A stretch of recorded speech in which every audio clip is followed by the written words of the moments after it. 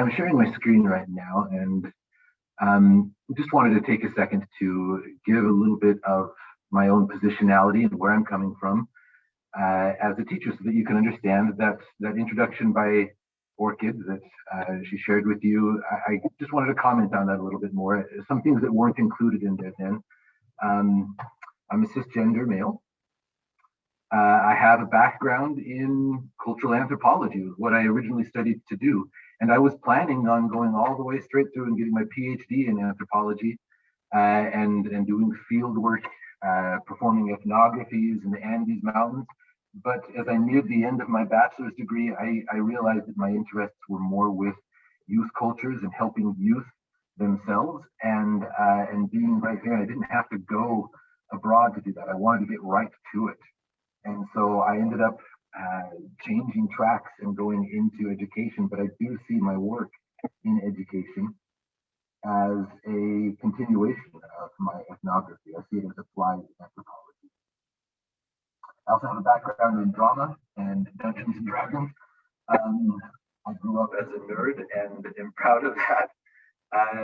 And I call myself an anti-racist educator on top of that. And I work to teach Spanish, ethnic studies, and I've also been working lately as a book reviewer for a small literature website, and also contributing some essays to a few different journals. I want to make a quick note about my title also before I begin, because by titling it Building a Classroom That Matters, that was a pretty condescending kind of working title that I had that I didn't change in time before we published the information for this workshop. And I just want you to know, I mean, no disrespect to my colleagues who teach in other forms, that their classrooms don't matter. However, I'm just hoping that my research and my practice might challenge other educators and professionals who have some control over their space to consider if there are steps that they can take to liberate and decolonize the spaces over which they do have control. So with that said, when I first began my teaching in 2004, my classroom was pretty much always arranged in this familiar format. This is what I was familiar with when I was studying in high school back in the 90s. This is what I saw in most of my college classrooms. And this is the classic stand and deliver format.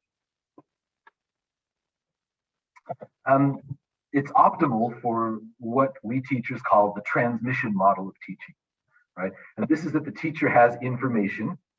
They are the bearer of information, which they transmit to students.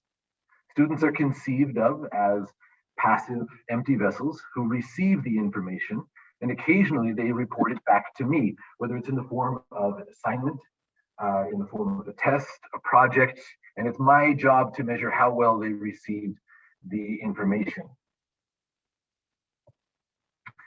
There's some problems with this. Every teacher training program that I'm aware of now knows that the transmission model is wrong. It's got a lot of problems to it, right? Students, for instance, are not empty vessels. They bring years of learning and practices, culture and skills with them into the classroom. And the problem is that many of our teaching practices, continue to reflect this archaic and horribly inaccurate model, right? This is no secret. We continue to teach in this older way that we've inherited. We continue to do certain things in our classrooms or in other workspaces because that's the way we've always done it, right? And that I use that as an acronym, TWABI, TTWWABI.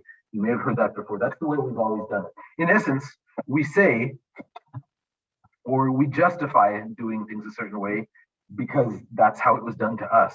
And I've even encountered some parents who would say, like, they'll come into my classroom and see how I'm doing things now, and they'll say, this is not how I learned Spanish. This is not how I studied in school. And I never say straight to them, but I want to say, do you still speak Spanish? And I know that most people who take a Spanish class, in fact, part of the reason why I decided I need to make some changes was because every time that I would be asked in public what do you do? I teach Spanish. And I would most of the time hear people kind of giggle a little bit and say, I took 2 years of Spanish in high school and I knew what was coming next. I can't remember anything. I can't speak Spanish. And it would get rather tiring for me. And in essence, then saying that this is the way to teach, this Tutwadi model, that's the way we've always done it, so keep doing it that way, is to me basically saying it was bad enough for me, so it's bad enough for my kid. And I was concerned that there was something wrong with teaching it that way. I'd like to ask for one of our participants to read this quote. Could I call on Fantasia? Would you be willing to just unmute yourself and read this quote by Bell Hooks for us?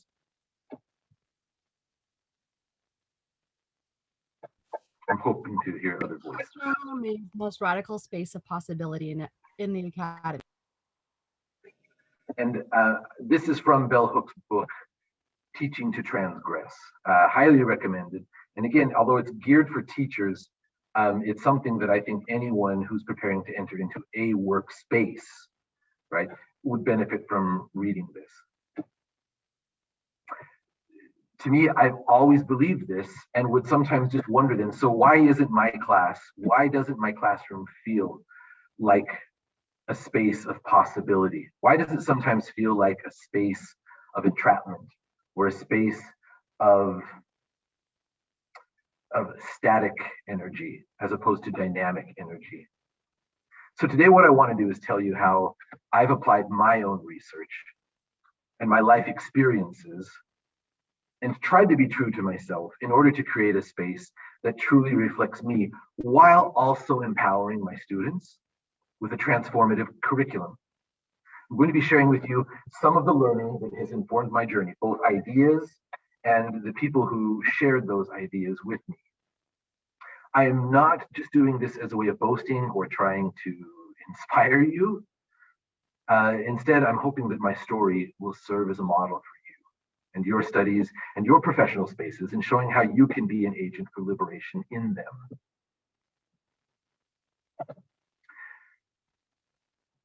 So what I'd like to do right now is take a moment and invite you in a breakout room where I'm going to be asking you to share this. There's these two questions here. What career are you in right now, or are you working towards, whether you're already a professional or you see yourself more as someone who's preparing to enter a profession?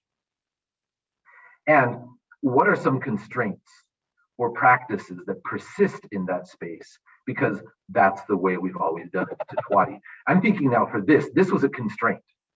This was, I think, part of the reason why my teaching was so static for so long.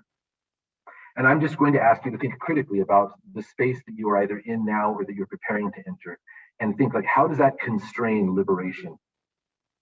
Okay. And so let me create a breakout, and I'm only going to give you about 2 minutes in the breakouts.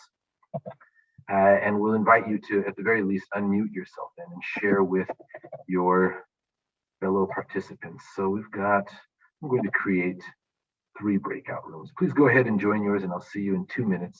And I'll put these questions in the comment for your breakout also.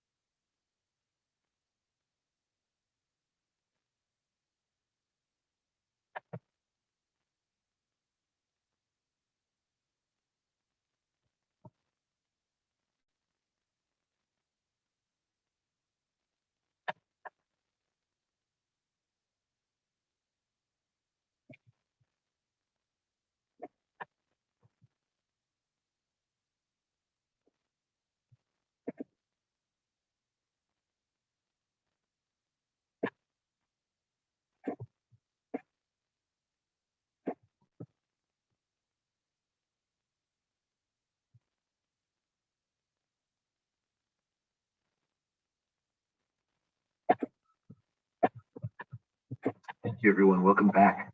I want to ask you to please take a moment and just put into the chat your answer to the first question, just so that I can have a better feel for who's here. So what career are you in, or are you working towards?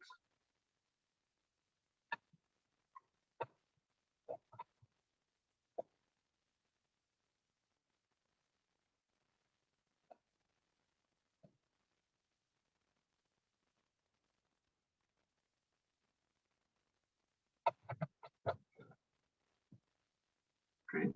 Thank you, Pam. Thank you, Orchid. Indresh, thank you. Great. Glenda in elementary ed. Let's see. Hongjing in accounting. Working part-time. Hashmi in marketing. Thank you. Francis, elementary teaching position. Great. Kayla is an instructional assistant in K through second special ed classroom. Fantastic. Assistant director in childcare. So I am seeing many of you in here, something to do with education, but also others in other spaces. And so I'm seeing some marketing, lecturing, which is, of course, education, accounting. Fascinating. And although my own comments are directed specifically towards the context of education, please remember that the idea is to consider that any space at all can be a space for liberation. And this is where I come to one of the first thinkers that really transformed my way of teaching.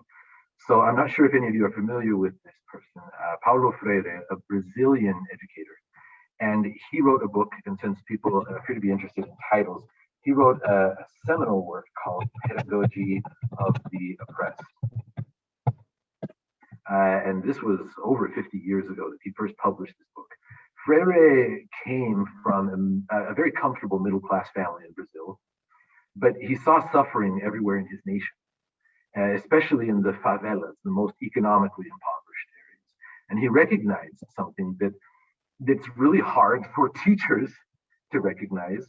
For those of us within our profession that we're doing something that we love, it's hard for us to recognize when we're part of the problem. But he recognized that in the case that where he was working at in Brazil, education was part of the problem.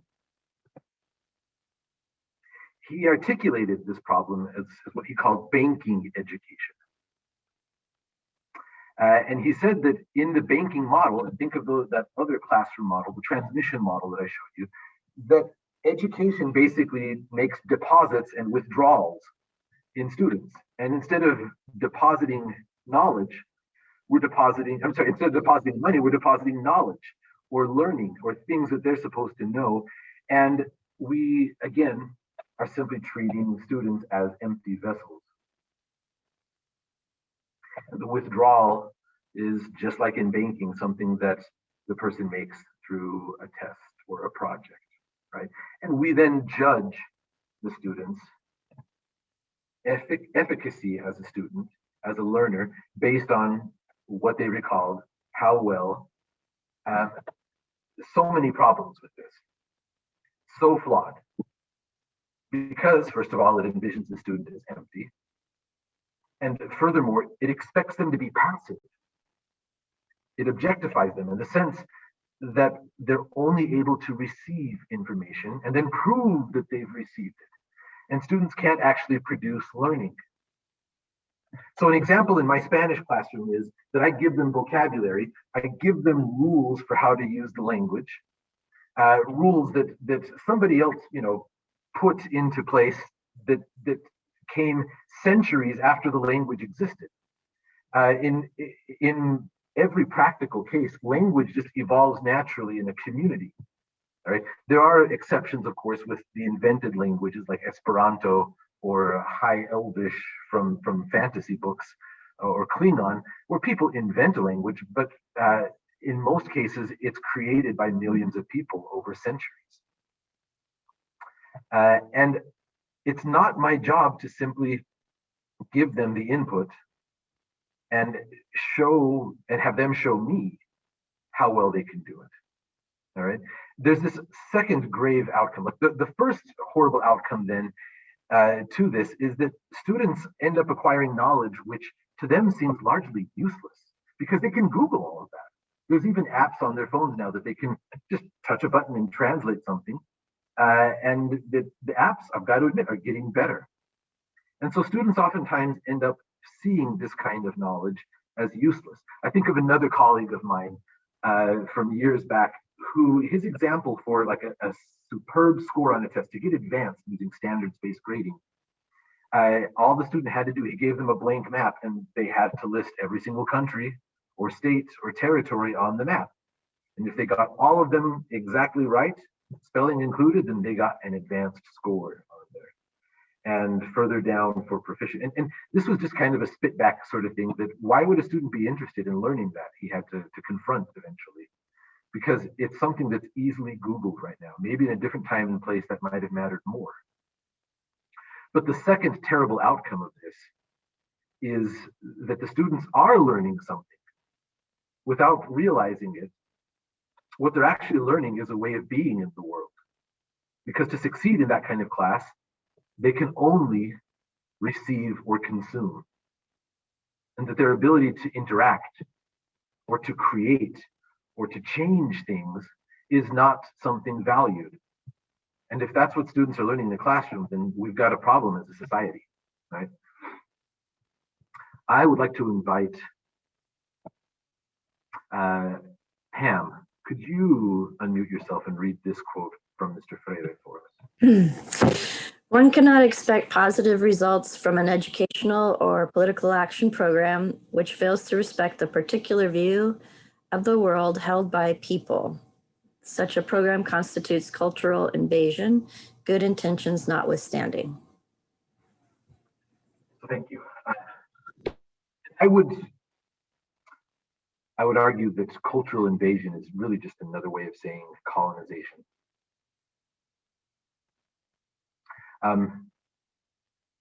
This was something then that I think most of us, whether we're teachers or in other fields, have to confront. Like good intentions, even if we're going in with the best of intentions, we might actually be doing harm. And Freire then made his, I think, his greatest contribution, definitely one of his greatest contributions, is this here. And my Portuguese is not super great, but I believe it's pronounced conscientização, the awakening of critical consciousness. And critical consciousness is the ability to intervene in reality in order to change it. To me, as a teacher, no matter what I'm teaching, I can achieve this. And I would love to have my students feel empowered to act as agents, not passive recipients, such as what we have in the traditional model,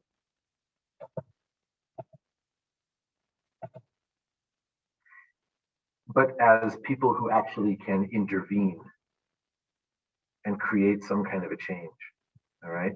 So this traditional classroom just isn't conducive to the awakening of critical consciousness, even though I and many of you have survived it.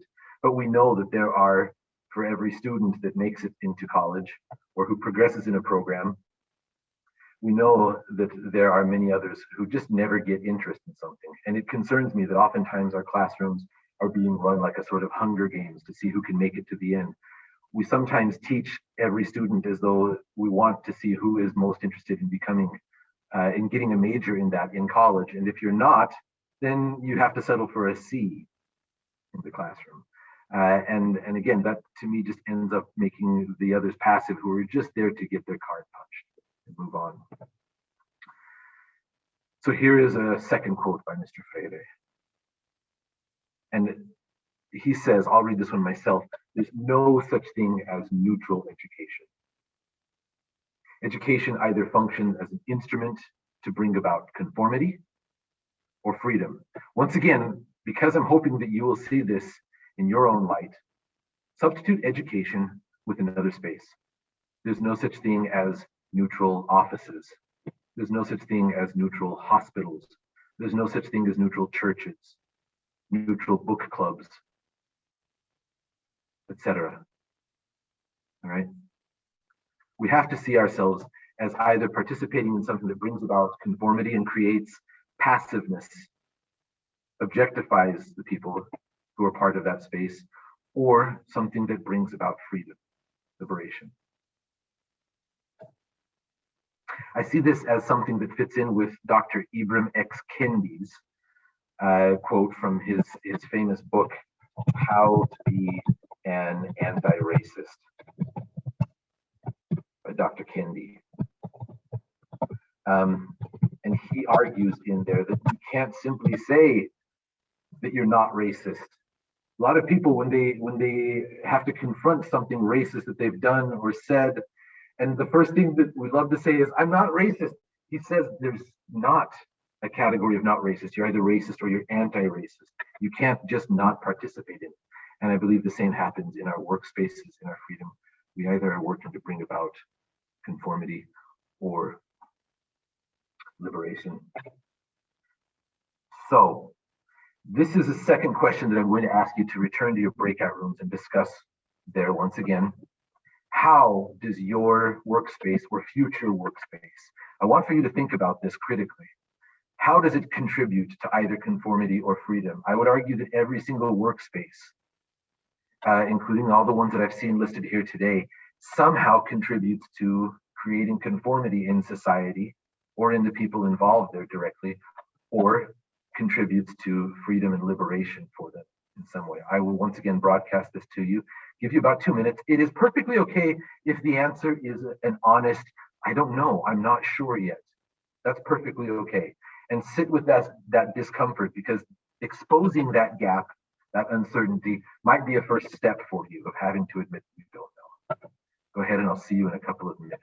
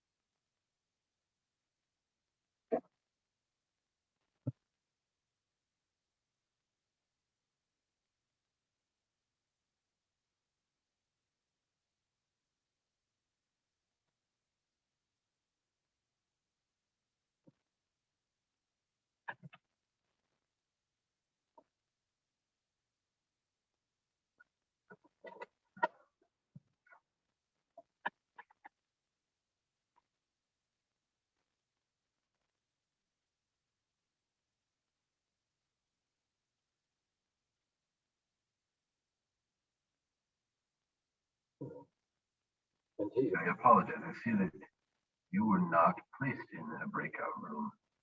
I'm sorry, I don't know what happened there. Or were you in one and left it? I had some technical issues and had to rejoin the group.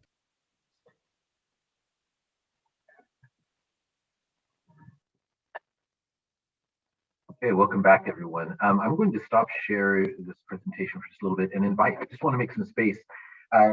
Did you hear anything yourself, or actually invite you to speak for yourself?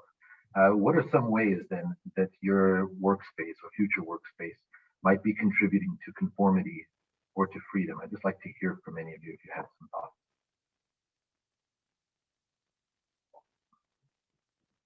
I could lead out with Spanish, actually.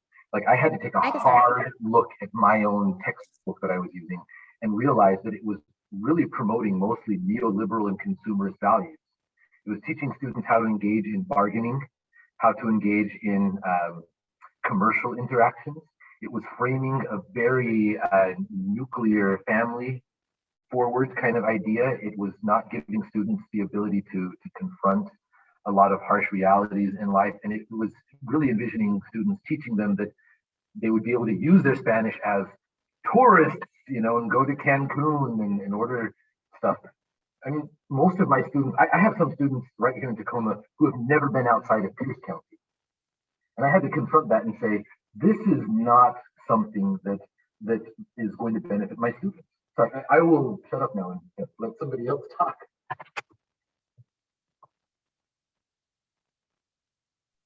I could go ahead.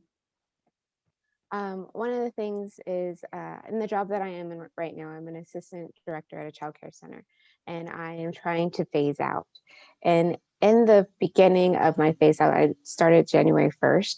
I realized that my center is a conformed center. Everyone needs to reach me, and I have to instruct them. And it's not something that they're learning. I realized they weren't learning it. They were just getting a solution, and then they'll come back to me with another problem. And then that's not the place that we wanted to build. We wanted to build something that was each teacher in the classroom had an individual perspective, and they had their own thing going, not just my thoughts or what I think or how I'd go about it with following the rules and systems that we have in place. And so in the past couple of months, I found that it's difficult to change the way that I was working to create an environment for them to learn. And I feel like I hear you on the conformity, like it's so easy to just conform and be that way. But as well as I'm almost to the end of my time in July, and I could see that they're growing and they're starting to come out more with inventive ideas instead of just coming to me. And so that was just something that I saw and working with. Thank you. And both your experience and mine, we have to point out too that we're not saying that conformity is a bad. Like, to a degree, some conformity is nice, especially when it's about issues of safety and so forth.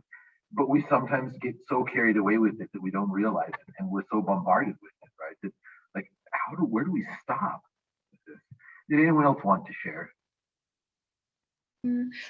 For me, I think like conformity and freedom is just kind of like daily basis. Like, it happens on a daily basis. Like, for example, if just think about math. Like, it cannot even matter if I teach a student math and I told the student 4 minus 1 equals 3. But if this student, I was like, I don't like I don't like this way of thinking. I don't think 4 minus 1 equals 3. Life shouldn't be you take something out from something to get the right answer. What if student answer like that? And for me, I would think, because if like I was at institute, I would tell the student that I like your way of thinking, and that's definitely something you can discover. But for this part, I'm trying I will help you develop a new idea that based on the original idea you have.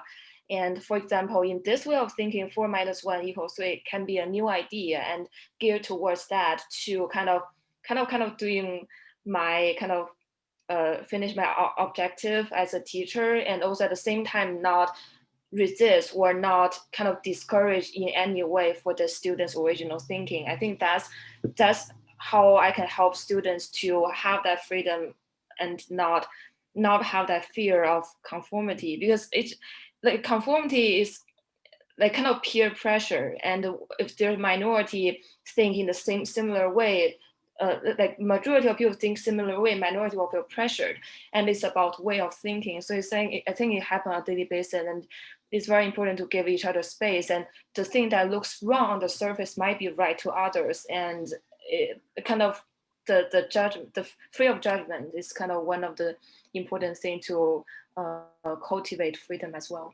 Thank you.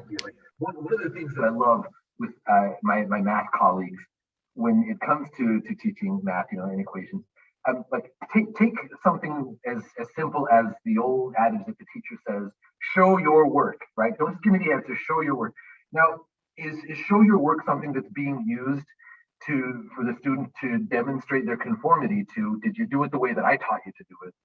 Or is show your work being used as a way for the teacher to understand how the student, like, did they come up with something creative here? Did they find a different way to do this? And so, like, even two practices that are, well, a practice can be used in two different ways. Yeah, right. With my classes, as you can see behind me, I've got this list of vocabulary. Since I'm not teaching from a textbook anymore, my students generate the vocabulary. They're the ones who, through their questioning, sometimes through something that I show them, like I'll put up a poster or we watch a video together, and they oftentimes will pose questions that they want to talk about. Like, how do I say that? What is that thing? So, for instance, a first year class. This was the kind of stuff that never appeared in my classes before. But we had students talking about ability. We had one student who wanted to know how to say made of, or worse, or money. I mean, these are things that seem a little bit random, but it's because students are taking risk and showing me what their thought processes are, that we're seeing a much more student-centered curriculum. And this is kind of, hopping back in to what I'm building towards here is I eventually chose to make some changes to build a liberation classroom, as I call it. And this is, then notice the T standing for teacher down here in the bottom, an S being for student. This is how my classroom is arranged in a non-COVID year, where we're actually in space together with one another. I have chairs arranged in a circle. And the reason for this is that instead of, if you remember the old model where the teacher was the transmitter, now we have a subject that is common to us. And students can turn left and right and interact with one another, or interact with people across. And still many times in a first year class, although students are focused on me, and I am oftentimes the model for it, I am constantly asking students to work with one another, to face one another, and to speak. And students experience multiple times throughout my classes the ability to interact with and use whatever Spanish they're learning at the very least, a basic level. I want to show you an example and then talk into how I created this. And so here is a film clip that I gained permission. I had to get through a lot of permission forms for this, but I made a video clip. A friend of mine helped me to film this. This was a first year class after 2-3 months of instruction last year before the pandemic hit us. This is fall of 2000. Are you able to hear my sound? Repiten todos, por favor. Vida. Vida. Vida. ¿Comprenden vida? Sí. Bien. ¿Qué animal tiene una vida más larga? ¿Un perro o una tortuga? Tortuga. La tortuga tiene la vida más larga, ¿sí? Algunas tortugas viven más de 100 años. Okay, más de 100 años. Excelente. ¿Qué tiene una vida más larga? I'm going to skip ahead a bit. I start with some questioning. Students are standing just as a way of getting some body movement in there, and then they turn to each other. Adoptan a Dylan. Muy bien. Da una definición. At least commanders y Navidad.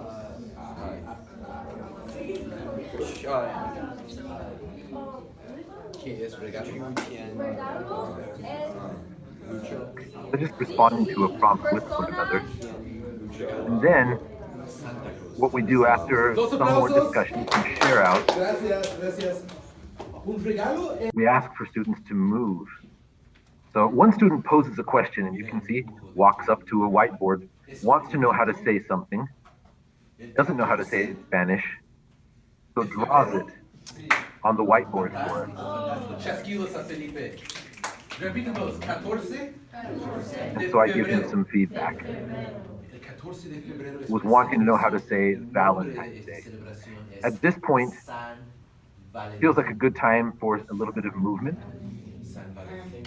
So I ask Gracias. students to Agarra thank tu their partner, cuaderno. grab their materials, Huracán. and transition to a different spot in the circle. Siéntete en otro parque. And have it. Compañero diferente. ¿No? ¿No?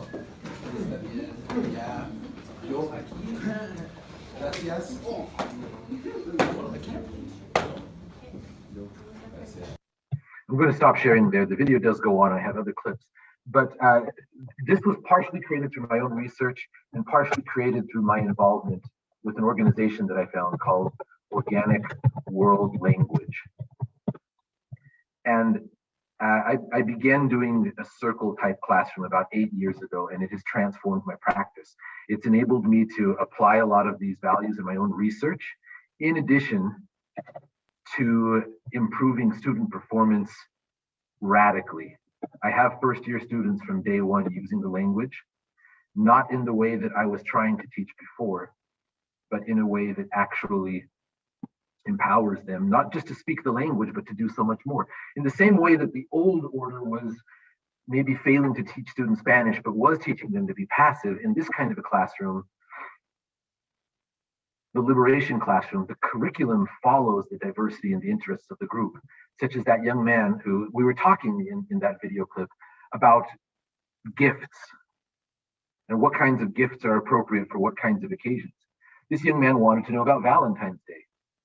We weren't in the month of February. We were back in October or November, and he wanted to know about it then and there. And so it allows for some randomness. It allows for playfulness. It allows for some creativity to enter into a situation, and the students' lives get to be the curriculum. Just a few other ideas that I'm going to rush through. The French ethnographer, my own background in anthropology here, there's a famous old white dude named Claude Lévi-Strauss, whose readings I really loved. They were a little bit esoteric, but he gave me this idea in which I believe, and again, I feel that this has some application to classrooms, but to other spaces as well. Brit Collage, a person who does bricolage is a bricoleur, and I love this word. It's the act of creating or constructing something from whatever materials one has available. Originally, as I understand it, the French bricoleur was like a person who did just odd construction jobs. But now I love to think of my students as bricoleurs, that I'm giving them pieces that they can use to construct whatever, to communicate whatever idea they want. I've had first year students tell me stories about how their parents got divorced. Not because I was asking for it, but because they felt it was relevant to what we were talking about. I've had first year students tell me stories about how they got scars because they were riding on a bicycle carrying a watermelon and decided to reenact the opening scene of The Lion King and hold it above their heads and ended up crashing. I mean, I've had random beautiful moments that students not just told me about, but they told each other about.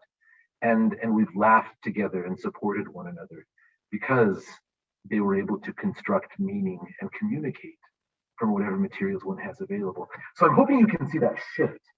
Instead of them being passive and only able to use information in a way that demonstrates that they've got it, to actual constructors, agents of change. This is what Freire was after.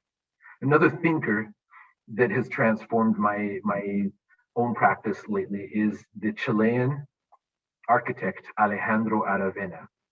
He received the Pritzker Prize, which is like the Nobel of architecture. He received this about 6 years ago, I believe. And he came up with a number of different ideas. His architecture, although very beautiful in some cases, and he often has made some fantastic buildings on university campuses and around the world. My favorite idea of his was what he had as a solution to a problem, because they had many, many immigrants coming into Chile at the time, in many cases forced. So there were refugees coming in. There were also cases of people coming in from the countryside moving into the city. And they were having a problem with housing, much like we are in Tacoma. The government wanted to provide housing for people, but also didn't want to stretch out their budget too thin. And so his idea was, instead of providing a house for people to live in who needed it, his idea was to provide half a house. And the reason why was they could then provide more housing for more people. They would provide a framework that was only halfway done, knowing that especially in South America, many parts of Latin America, other parts of the world, people are going to add on eventually anyways, and the government would provide just half of a house so that more people could be accommodated more quickly, and also to encourage aspiration for them to eventually finish the second half themselves. I love this idea because, again, it conceives of the student. Like applying this in my classroom, I am providing just part of the learning for them. They provide the learning for us also by filling in the other half themselves. I want to make sure that I have time for the question and answer. And so I'm going to jump ahead just a little bit more. I have one more quote here by Bell Hooks, where she says, "I don't for a minute think," this is once again from Teaching to Transgress, "I don't for a minute think that we can be teachers who invite students into radical openness if we're not willing to be radically open ourselves, if we're not willing to be a witness to our students of how ideas change and shape us, how something affects us, so that we think differently than we did before." Now, I just share this briefly because as a teacher, I've got to have lesson plans and objectives. But I have grown extremely comfortable with the idea that my lesson plans can go right into the recycle bin if student interest is such that that should carry the class. If students ask a question, or if students want to know how to say something, or if they're trying to communicate something to me, I do not have to shut them down and say, all right, we've got a lot to cover today, the C word, right? Cover to me is one of the enemies of learning, that I have to cover a certain amount of content. If the students are asking questions, isn't that learning? If the students are wanting to communicate with and teach one another, isn't that learning? And in my class, although I don't have some photos of it today, what we usually do at all levels, again, first, second, third, and AP levels, I eventually have the students lead the class because we have the circle, because they're comfortable speaking with one another, even though their Spanish isn't necessarily perfect. I will eventually ask students to team up with a partner and teach the class in Spanish for a day about something that interests them. The same way that I'll choose topics for them to start with, I want them to choose a topic that interests them and see what they can get the class to say. And so I've had students, first and second year especially, who have taught us about a sport that they like. Some students who have used Pixar shorts to stimulate a discussion about parenting. A couple of students who gave a very powerful class on human trafficking and problems associated with it. Others who wanted students to talk about vacations or a family recipe for kimchi that they had and brought in samples for students to try and react to. And I've had things just open up and go in so many different directions. Now, I am going to stop there. I know that there's another session beginning shortly, but I did want to make some space for question and answer and just end by simply reminding you that I believe that whatever it is, and my own model is what works for a language classroom. Your own model, whether you're going into teaching or going into some other workspace, remember that there are constraints that guide us more towards conformity and more towards creating a passive and receptive and consumerist society. And you have some ability to change that and to create things, not just by what you say, but how you do it, that will guide us towards greater agency and greater freedom and liberation. And I just want to leave that with you and throw down the glove to challenge you. Like, what is it that you can do to create that in your spaces? Time for questions and answers, if there's any. If this were a TED Talk, I'd have to say thank you. I have a question. It seems like a lot of students come into my classroom with knowing that the model is passivity and that they are reluctant to engage. And so I try to get students to speak up, especially in the Zoom environment. It's really hard to get them to engage. So you have any suggestions for that? Yes, for a Zoom environment, I've done this actually, and I sometimes forget to do it. Let me share with you a slide that I got this from a friend of mine. Just a second. It is a speaking protocol that I've done. It takes a little bit of time to set up, but it is so worth it because we want to hear other people's voices. And I started doing this during Zoom then. Here it is. I'm going to put it over here so that you can see it. So I started this speaking protocol. Are you able to see that, Pam? When it's your turn to speak, I ask for them to, and I will like take a list of who all is in the class and just publish it in the chat and then tell students, all right, here's what we're going to do. When it's your turn to speak, thank the previous person by their name, share your response to a question. I've given them some kind of a prompt. Sometimes it's something early on in class, like a warm up. What did you have for breakfast this morning? Or where is your dream vacation? Where would you go for your dream vacation?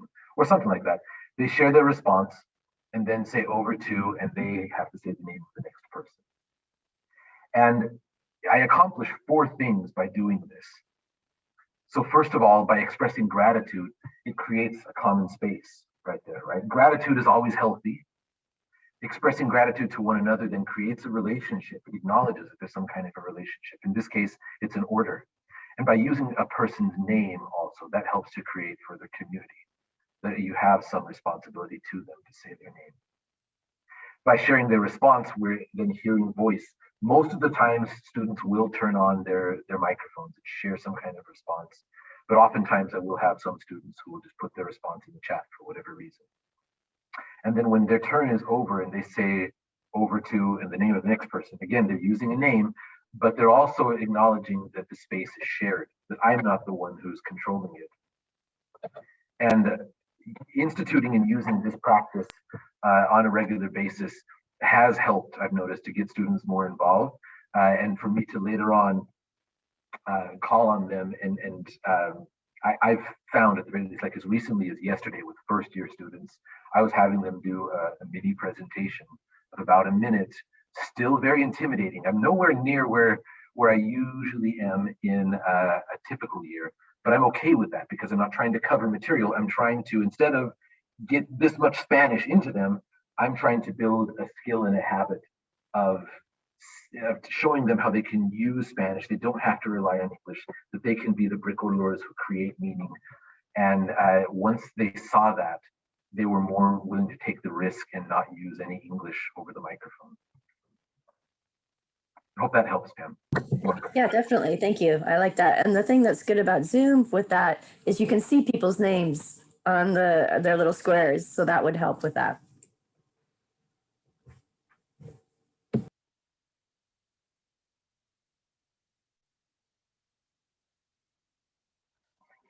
If we had been in person this year, I would have pushed aside chairs and desks, and I would have put you in a circle to show you what it feels like to be in a liberation classroom. I know that video doesn't quite do the job, but many people find it to be rather thrilling. And again, I'm just going to thank you, throw down the glove and say, find ways to liberate your spaces to help create that kind of space then where people can thrive, pose their own questions, and become agents to themselves. Thanks so much. We should probably end there so that you have time to make a transition. And Glenda, did you want to make a comment? Or, oh, okay. You were waving goodbye, and I wave goodbye to all of you. Thanks so much, everyone. Good luck, and perhaps I'll see you in one of the other sessions.